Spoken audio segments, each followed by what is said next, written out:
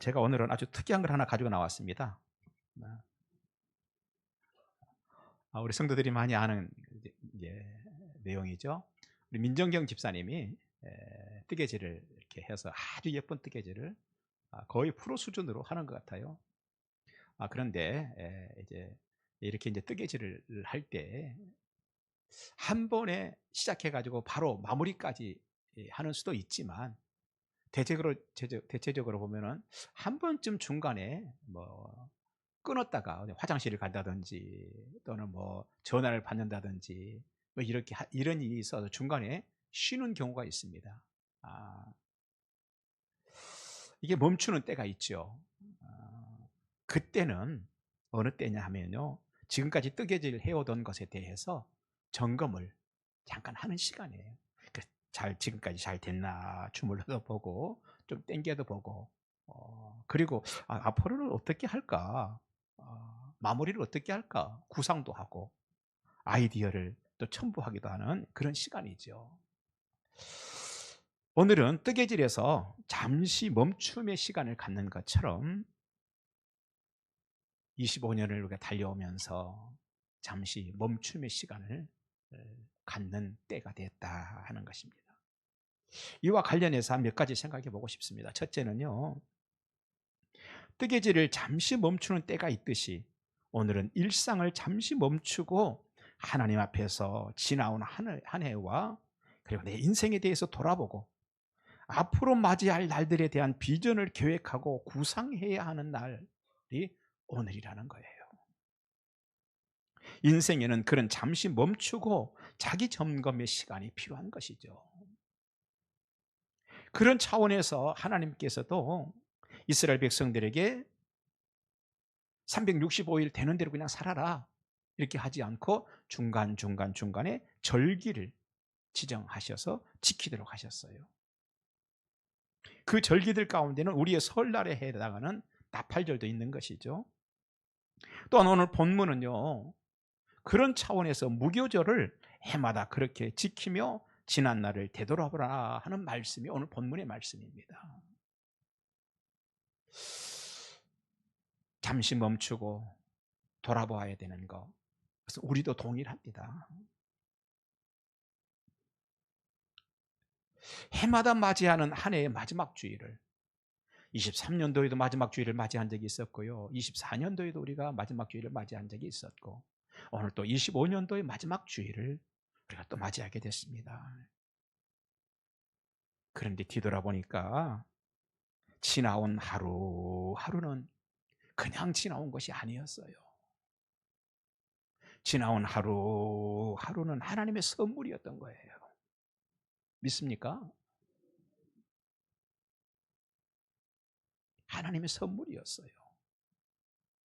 그런데도 그 선물을 받아든 우리는 선물처럼 여기기보다는 어쩌면 내가 설정한 목표를 달성하기 위해서 늘 바쁘게 달려오느라고 일상을 돌아볼 여유가 없었을 수도 있습니다.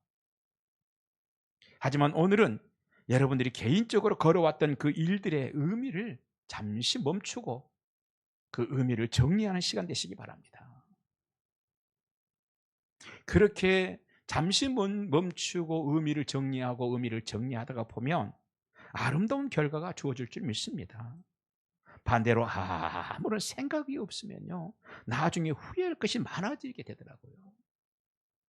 성경에도 그런 사람이 있습니다.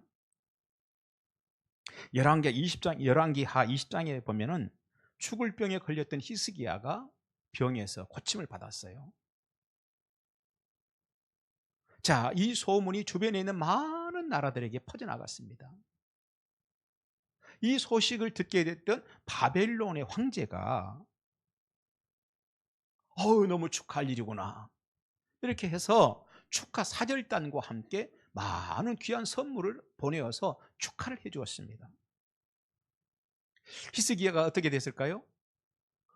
내가 이렇게 죽을 병에서 살아난 것도 기분이 좋은데 이 큰 제국의 황제가 나에게 이렇게 사절단까지 보내고 또 이렇게 선물까지 보내니 기분이 한층 좋아진 거예요. 그래가지고 어떻게 합니까? 그 사절단들에게 자신의 나라에 있는 모든 보물들을 막 구경 다 시켜줬어요. 사절단들이 와서 깜짝 놀랍니다. 이 나라에 이런 보물이 있었어? 히스기야가 또 흐뭇해가지고, 여기만 있는 게 아닙니다. 여기도 이런 보물이 있습니다. 여기도 이런 보물이 있습니다. 또 있습니다. 그런데 얼마 가지 않아서 이스라엘의 모든 보물을 보고 갔던 바벨론이 쳐들어와요. 그리고 사람들을 많이 죽이고 모든 보물들을 그때 어디에 숨겨져 있다는 것을 다 보고 갔기 때문에 다 뺏어가 버립니다. 그리고 보면 히스기야가 죽을 병에서 고침받은 것은 너무 좋은 것이지만 결국 좋은 결과로 이어가지 못하고 말았던 것입니다. 우리가 한번 생각해 보는 거죠.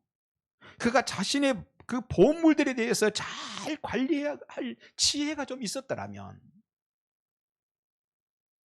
죽을 병에서 살아난 것도 좋은 일인데 그 보물도 잘 지켜내는 그런 아름다운 결과가 주어졌을 거예요. 그리고 그 보물들을 잘 관리할 그런 것들에 대해서 평소에 조금만 좀 생각을 좀 정리했더라면 그렇게 후회할 일은 일어나지 않았을 것입니다. 무슨 말입니까? 히스기야가 보물을 모으는 과정에서 하나씩 하나씩 쌓여갈 때 막 얼마나 기뻤겠어요. 얼마나 좋았겠어요. 하지만 그 보물에 대한 의미를 확정하는 것이 결여되어 있었다는 얘기예요. 이 보물이 어떻게 나에게 주어진 것인지, 이 보물이 의미하는 것이 무엇인지, 여기에 대해서 정확하게 의미를 결정하고 마음속에 담아두었어야 한다는 거예요. 그냥 보물 하나씩 늘어나는 것에만 좋아할 일이 아니라 그 보물에 대한 가치를 다시 한번 확인하고 스스로가 철학적으로 신앙적으로 정리해서 담아두어야 될 일이 필요 있었던 것이죠. 그렇다면 이 보물을 어떻게 관리해야 될 것인가 하는 지혜도 사실은 필요했던 것이죠.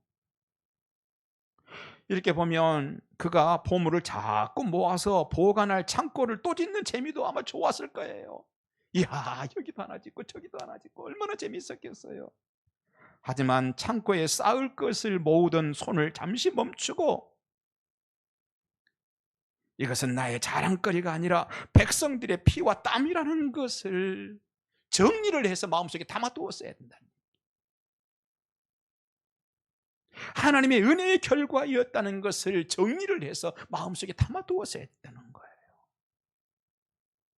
그리고 그것들을 잘 관리하기 위해서 좀 더 신중하게 했어야 된다는 것입니다. 그랬더라면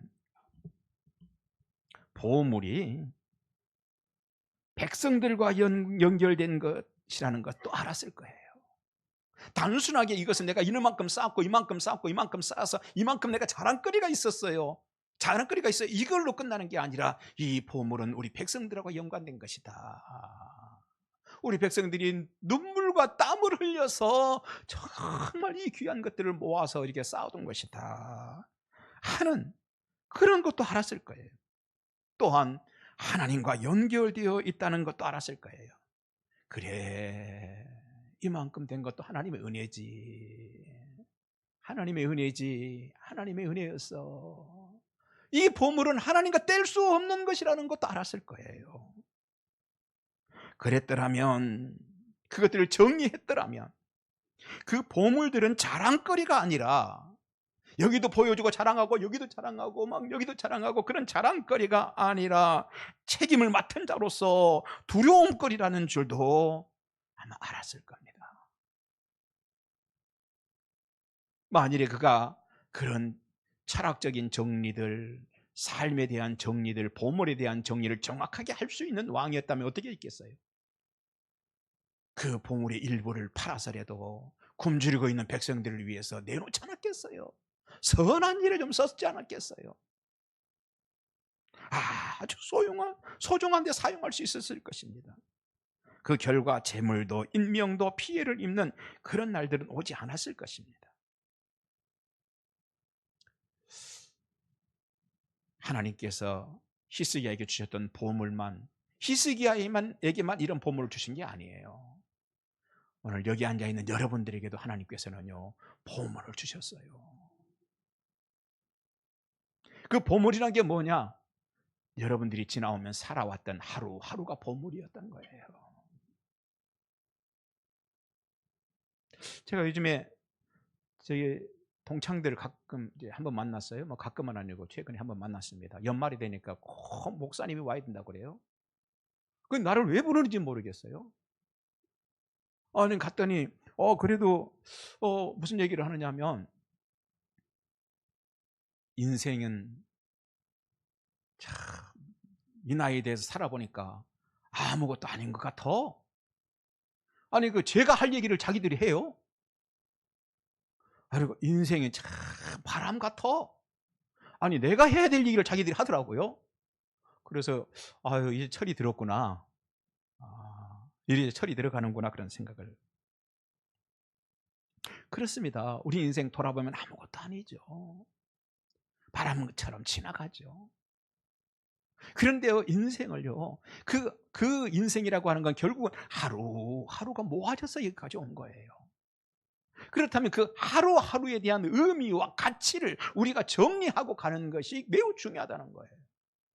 이것에 대한 의미나 가치가 없이 하루하루 살고, 또 오늘 해 떴으니까 살고, 또 오늘 잤으니까 내일 아침에 일어나고 이렇게 살아간다면, 정리되어 있는 게, 인생에 대해서 정리되어 있는 게 없다면 그걸 오늘 히스기야처럼 보물을, 하나님께서 하루하루라는 보물을 주셨는데, 히스기야에는 뭐 사파이어도 주시고 금도 주시고 뭐 은도 주시고 이런 것들을 주셨다면, 우리는요 12월 23일이라는 보물도 주셨고 24일이라는 보물도 주셨고 25일이라는 보물도 주셨고, 하루하루를 하나님께서 이렇게 우리에게 다양한 계속되는 보물을 우리에게 주셨는데, 그 하루하루 열심히 사는 것도 중요하죠. 하지만 또 한 가지 그 못지않게 중요한 것이 있는데, 그 의미를 정리해 두는 것이 무엇보다도 소중했다는 얘기예요. 신앙적으로 정의하는 것은요 무엇보다도 소중한 거예요.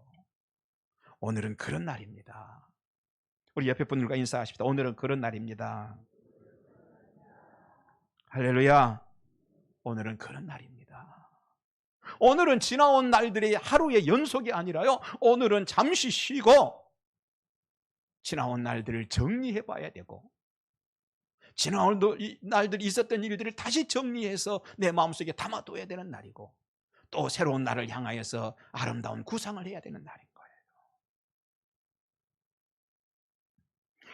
그런 시간을 가지면 여러분의 인생은 더욱 소중하고 가치 있게 만드는 데 유익할 것입니다. 그것은 세상에서도 그렇습니다. 세상에서도 그래요. 독서실 입구에 서울대를 졸업한 사람이 자신처럼 열심히 공부하는 후배들에게 목표가 선명해야 공부도 잘할 수 있다는 제목의 글을 써서 더 붙였습니다. 그 내용 중에는 그저 무작정 열심히 하고 수능 성적 나오면 거기에 맞추어서 학교 가겠다는 인생 살면 기대할 만한 인생이 안 된다 하는 내용과, 중간고사, 기말고사에 대한 계획은 있는데 그보다 더 넓은 의미의 대학 졸업 후 계획이 없는 사람을 보면 아이러니하다는 등의 글이었습니다. 여러분, 옆 사람이 막 뛰어나가니까 나도 혹시 이러다가는 뒤처지지 않을까 불안한 마음으로 방향도 정해지지 않은 상태로 뛰어나간다면 그 뛰어나간 날들은 의미가 없는 것입니다. 바울은요 아주 분명한 방향을 설정하고 갔어요. 하루하루에 대한 방향을 어떻게 살아갈 것인지의 방향을 가지고 살았다는 얘기예요.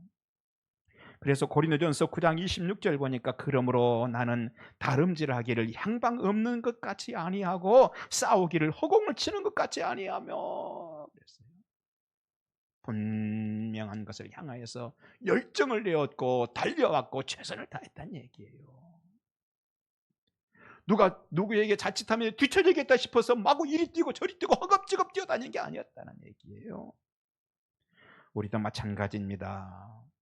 생각 없이 들고 뛰어나가기보다는 먼저 내가 뛰어야 할 이유를 정리해야 합니다.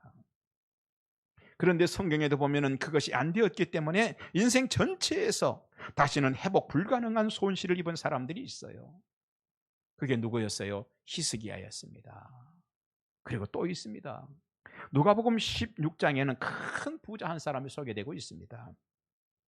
그는 자색 옷을 입고, 자색 옷이라는 게 가장 그때 당시 입을 수 있는, 부자들이 입을 수 있는 옷 아니겠어요? 자색 옷을 입고 화롭게 즐기며 살았습니다. 그런데 그 집 앞에 병든 거지 한 사람이 있었습니다. 어느 날 두 사람이 다 죽었습니다. 그런데 공교롭게도 구걸하던 그 거지는 천국에서 아브라함의 품에 안겼습니다. 하지만 그 부자는 불구덩이 속에서 고통스러워했습니다. 그 원인에 대해서는 성경에 언급은 없습니다. 무엇 때문이라는 말씀은 없습니다. 하지만 한 가지 분명한 것은 있습니다. 그 부자는 살면서 자신의 인생을 돌아보지 않았다는 것입니다. 자신에게도 마지막 날이 올 것이라는 것은 고려해 보지도 않고 살았다는 것입니다. 만일에 그 부자가 자신에게도 마지막 날이 올 것이라는 것을 고려하고 살았다면 밖에 있는 거지가 그렇게 굶주리고 있는데도 돌아보지 않고 자기에게 주어진 이 부유라고 하는 이 선물, 이 보석이 어떤 것인지에 대한 의미를 생각해 보지도 않고 살지는 않았을 것입니다. 성경에는 그와 비슷한 부자 영감에 대한 이야기가 또 있지요. 그 영감님은 어느 해 농사를 지었는데 소출이 참 많았습니다. 그러자 그는 창고를 하나 더 짓고자 했습니다. 하지만 누가복음 12장 20절, 하나님은 이르시되 어리석은 자여, 오늘 밤에 내 영혼을 도로 찾으리니 그러면 내 준비한 것이 네 것이 되겠느냐. 여러분, 우리는요 현실을 열심히 살아야 하는 자들이지요. 하지만 왜 그렇게 살아야 하는지, 내가 가진 것들을 어떻게 관리해야 하는지 답을 가지고 살아야 하는 자들이에요. 하루하루를 그저 사니까 사는 게 아니라 이 보석처럼 하나님께서 주신 사파이어, 금, 은 막 주신 것처럼 23일 주시고 24일 주시고 25일 주신 이 하루하루를 내가 어떻게 사용할 것인지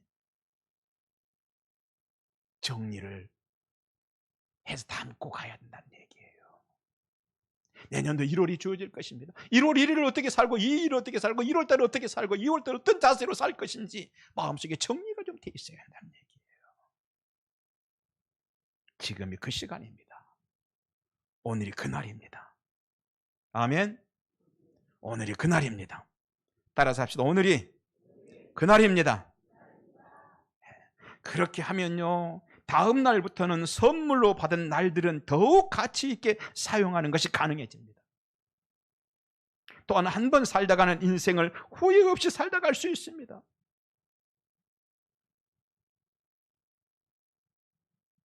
여러분에게 주어졌던 25년도 1년과 또 여러분에게 주어졌던 가정에서의 문제가 됐건 직장에서의 문제가 됐건 여러분 개인적인 어떤 문제들이 됐건 이런 것들과 여러분 지난 1년 동안 살아오면서 있었던 가치 있는 것들이었다 생각되는 어떤 것들이나 또는 절망스러운 것들이나 원망스러운 것들이나 모든 것들을 다시 한번 정리하시기 바랍니다. 그런 차원에서 두 번째, 뜨개질을 잠시 멈추듯이 직면한 고난과 시련으로 괴로워하던 일들이 있다면 그런 것들도 잠시 멈추고 믿음으로 새롭게 정리해야 하는 시간이 이 시간입니다. 제가 학교에 다닐 때 느꼈던 감정은요, 저는 학교에 도대체 가기가 싫었어요. 이 학교에 가는 거 정말 놀고 싶은 거예요. 학교 안 가고. 그런데 하는 수 없이 학교를 가거든요. 그러니까 학교에 가는 동안에 졸업을 언제 할까? 나는 졸업을 못 할 것 같아. 평생 나는 학교만 다닐 것 같아. 그런데요, 졸업할 때가 오더라고. 마찬가지입니다. 여러분, 지금의 괴로움 문제는 반드시 해결될 날이 있는 것을 믿으시기 바랍니다. 아멘. 우리 목사님도 학교 다닐 때 공부를 안 하고 싶어 하고 그렇게 학교 가는 게 싫고 그랬는데 목사님도 되고 보니까 나도 인생 그렇게 살아도 되는 거 아니야? 혹시 착각하지 마시기 바랍니다. 저는요 얼마나 회개했는지 몰라요. 안 했던 걸 한꺼번에 다 하느라고요. 머리 빠지는 줄 알았어요. 그러니까 여러분 아예 기회 있을 때 열심히 하십시오.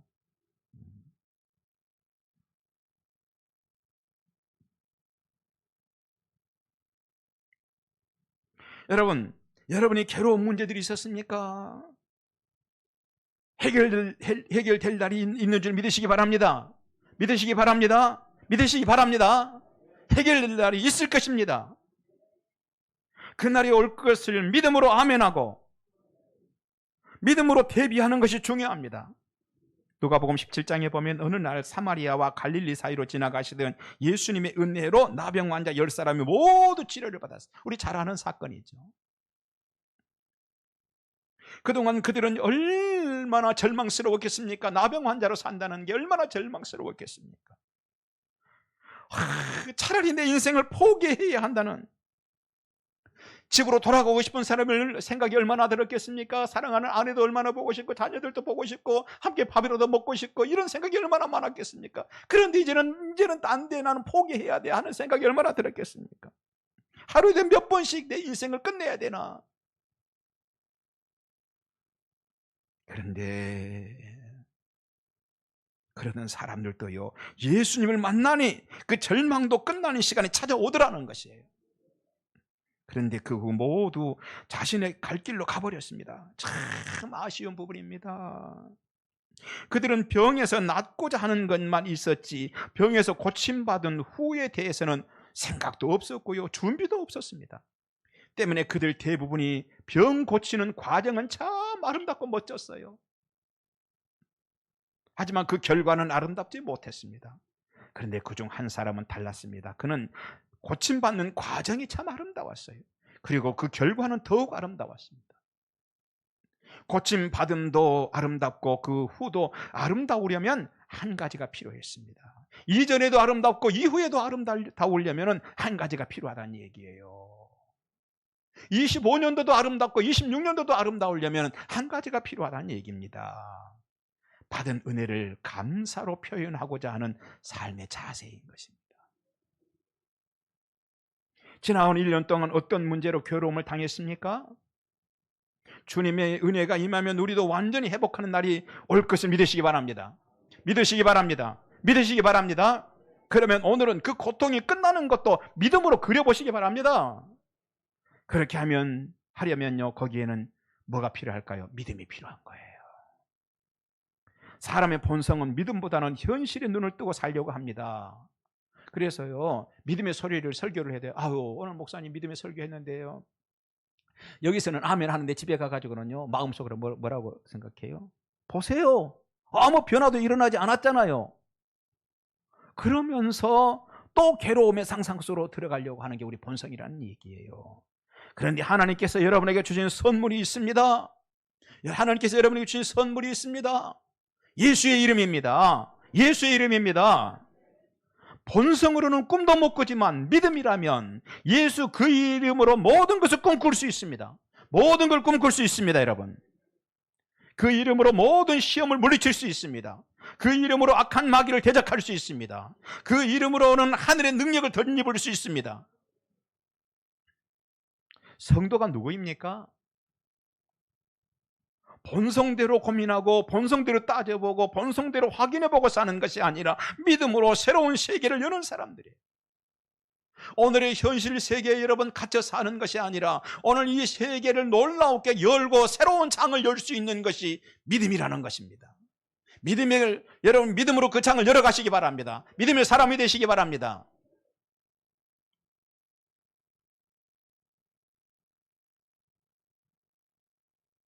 에베소서 4장 22절로 24절 보니까 너희는 유혹의 욕심을 따라 썩어져가는 구습을 따르는 옛사람을 벗어버리고 오직 너희의 심령이 새롭게 되어 하나님을 따라 의와 진리의 거룩함으로 지으심을 받은 새 사람을 입으라. 좀 기네요, 그렇죠? 정리해서 한마디로 정리하는 게 필요할 것 같아요. 무슨 얘기예요? 무슨 말일까요? 우리는 본성대로 사는 자들이 아니라, 여러분은 본성대로 사는 자들이 아니라 새 사람으로 사는 자들이라는 거예요. 그 세 사람으로 사는 것 방식 중에 하나가 뭔가요? 그것은 어려움을 대처하는 방식입니다. 고난을 대처하는 방식입니다.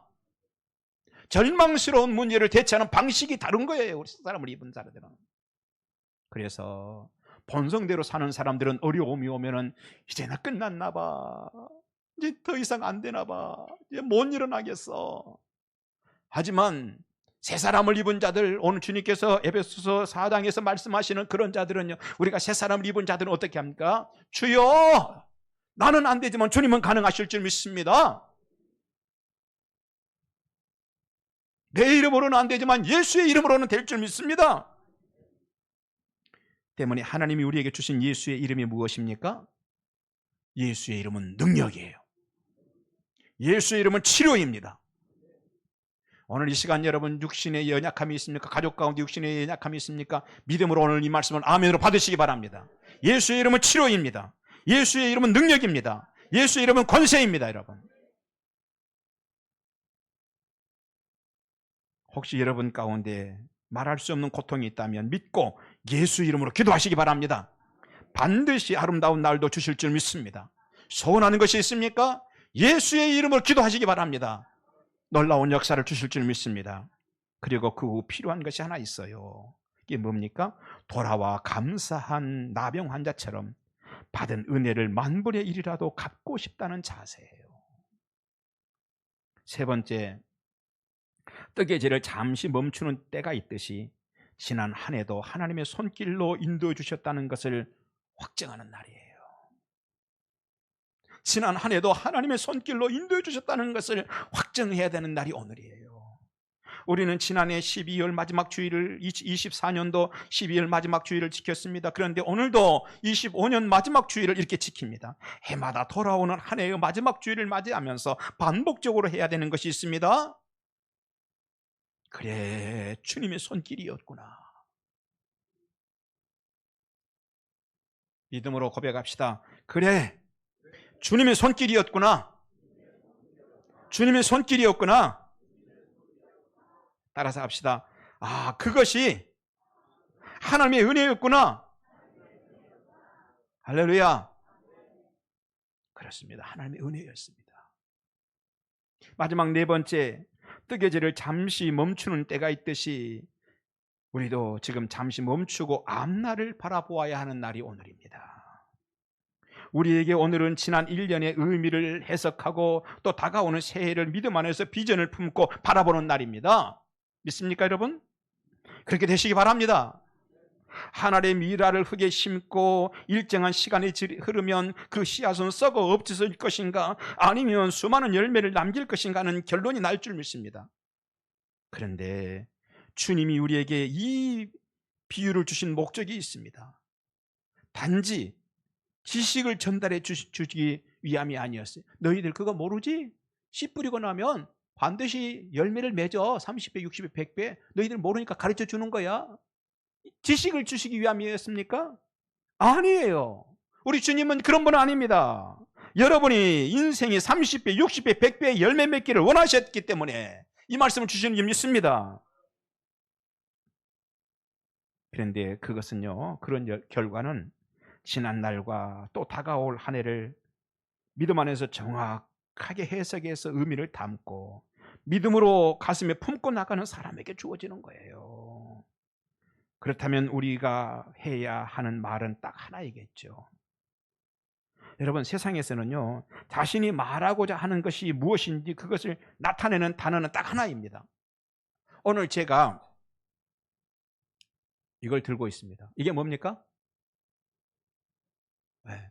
컵을 모르는 사람이 있어요? 이게 뭐예요? 물컵, 뭐 좋아요. 물컵도 좋고, 뭐 컵도 좋고, 뭐 유리컵도 좋고, 이건 컵이죠. 근데 이 컵을 나타내는 단어는 대한민국에서는 뭐 영어권에서는 다 이게 컵이네요, 그렇죠? 이건 컵이에요. 또 다른 단어가 있지 않아요. 하나입니다. 저녁 노을을 나타내는 단어는 뭡니까? 이미 답을 드렸어요. 저녁 노을을 나타내는 단어는 저녁 노을이에요. 때문에 글을 쓰는 작가들은요, 그 단 하나밖에 없는 단어를 찾아서, 그 동사를 찾아서, 형용사를 찾아서 피투성이가 되도록 몸부림을 치는 거예요. 그것을 찾기 위한 뼈를 깎는 고통 속에서 마침내 작품을 완성하는 것입니다.